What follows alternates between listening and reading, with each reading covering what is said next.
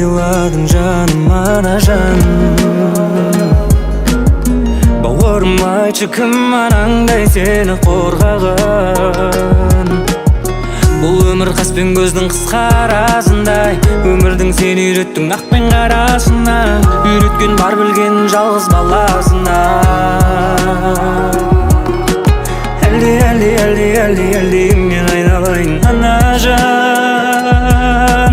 Әлде ұмытпасын әр бала.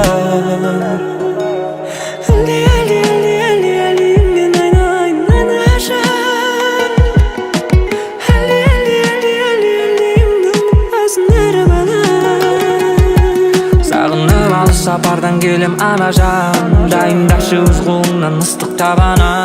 Ана сенің разылығың менің жұмағым, жаратқаннан сенің саулығыңды сұрадым. Анасы жоқтар үшін қол жаямын аспанға, бәріне бұйырмаған жалған өмір баспалдақ. Бәлкім бұл дүниеде естімесе егерде, анасының әлдейін естісін шын өмірде, әмин.